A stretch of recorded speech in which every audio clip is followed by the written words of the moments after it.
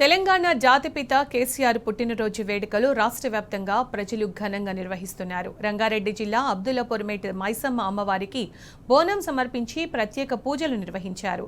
తెలంగాణ రాష్ట్రం బాగుండాలంటే, రైతుల ముఖంలో మళ్లీ వెలుగు రావాలంటే కేసీఆర్ ముఖ్యమంత్రి కావాలని అన్నారు సర్పంచుల సంఘం జేఏసీ వ్యవస్థాపక అధ్యక్షుడు సుర్వి యాదయ్య గౌడ్.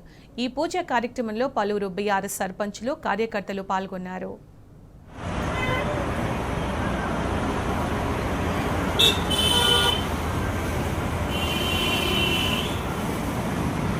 జన్మదిన సందర్భంగా శుభాకాంక్షలు తెలుపుతూ ఇవాళ మెట్టు మైసమ్మ అమ్మవారికి మేము బోనం సమర్పించడం, అదేవిధంగా రాజమండ్రి పందెం కోడి తీసుకొచ్చి కేసీఆర్ నరదృష్టి పోవాలని అమ్మవారికి మేము సమర్పించడం జరిగింది. అదేవిధంగా రాష్ట్రంలో రైతులు గాని, కార్మికులు గాని, కర్షకులు గాని, అదేవిధంగా ప్రజలు గాని సుఖ సంతోషంగా ఉండాలంటే మళ్లీ కేసీఆరే రావాలి, కేసీఆరే కావాలని అంటున్నారు. కాబట్టి కేసీఆర్ మళ్లీ ముఖ్యమంత్రి కావాలని అంటున్నారు. కాబట్టి ఈ కేసీఆర్ ని మళ్లీ ముఖ్యమంత్రి చేసే వరకు అమ్మవారి దీవెనలు ఉండాలని ఈ అమ్మవారిని వేడుకోవడం జరుగుతుంది.